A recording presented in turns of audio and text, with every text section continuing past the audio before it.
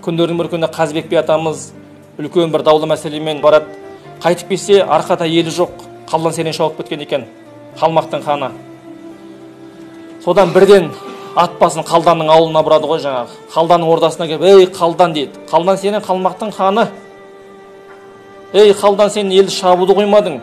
Мен елі шауып келуді қоймадым. Мұның қалай дейді. Сонда қалдан серен шығып, ей айналайын Қазыбек жан. Бұл жолды елді шабуындағы мақсатым сені алдыма келтіру болған. Ел жаның аман, мал жаның аман. Сен білесің ба, кезінде маған 12 жасында ел шауып келген кезде біз қазақ деген мал баққан елміз. Ешкімге соқтықпай жай жатқан елміз. Еліміздің шетін жау баспасын деп найзаға үкі таққан елміз деп. Маған келген кезде сенің жүрегіңдегі рухты көріп, көзіндегі отты көріп, ай осыдан бір тұқым алсақ деп ойлап едім дейді.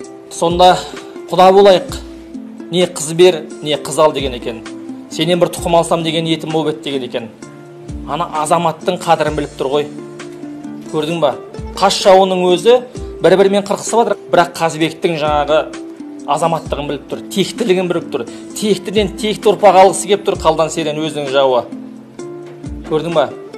Сонда жаңағы саған беретін қызым жоқ, берсең өзің бер деген екен біздің атамыз Қазыбек би. Неше ұлың бар деген екен? 1,5 деген екен. Оу Қазыбек, сенде тепсе темір үзетін 5 ұлың бар деп естуші едім ғой дейді. Сонда айтқан екен, елге еге болатын ұлым біреу дейді. Қалғаны қатын мен малға еге болатындар жартыға санадым деген екен. 1,5 ұлым бар деп жаңа 5 ұлын санаған ғой. Елге еге болатын біреу, қалғаны әйел мен малға еге болатындарды, дүниеге еге болатындар жартыға санадым дейді. Сонда қалған 4 ұлының өмірбаянын оқысаңыз, 4-еуі де батыр, 4-еуі де шешен. Бірақ бағанағы елге еге болатын ұлың кім дегенде Бекболат деген. Бекболат орта жүзді басқарған Абылай ханның оң қолы болған, үлкен ақыл иесі. Сол Бекболатқа ендеше мә деп өзінің Топыш деген атақты сұлу қызы болған. Бұл сұлу қызға көз түспеген қалмақ қалмаған. Уәзірлер, батырлары қалмақтың небір бәрі ғашық болған. Солардың біріне бермей біздің Қазыбек би атамыздың жаңағы ұлына берген ғой. Содан тіленші туған. Тіленші де бағанағы кімнен кейін Бекболат деген орта жүзді басқарған үлкен би болған, шешен болған. Көрдің ба? Сонда өзінің қас жауына, дінсіз кәпірге өзінің қызын бермей тұр.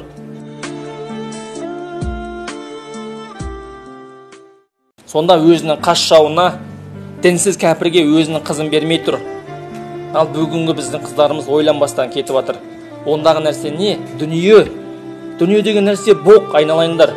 Бүгін бар, ертең жоқ. Сол Қытайдың бар пақашаян жегеннен не пайда ол?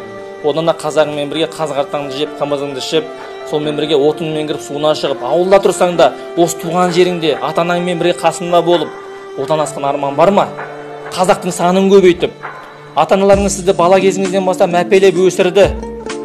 Құндақтағы сәби 9 ай 9-ын көтерді шешеңіз. Өліммен өмірдің ортасына жатып сізді босанды. 2 жыл емізді. Әкең бүткіл жағдайын жасады. Сыртта жүріп ақшаңды, телефоныңа дейін бүткіл киімдеріңді. Енді міне қызымның қызығын көрім. Ұлды ұяға қондырам, қызды қияға қондырам. Құда болам, төрде отырам. Ертең немере сүйем деген кезде бір қысық көз Қытайдан барып үйленіп атсаң, ят емес па ол? Әке шешеңнің намысы қайда?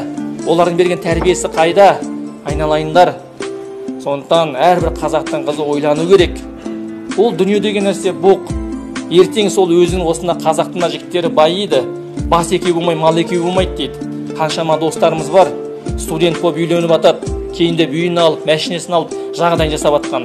Алла тағала беріп те сынайды, алып та сынайды. Дүние бүгін бар, ертең жоқ. Бірақ адамзатты сұлулықпен, мансаппен, байлықпен, дүниемен өлшеуге болмайды.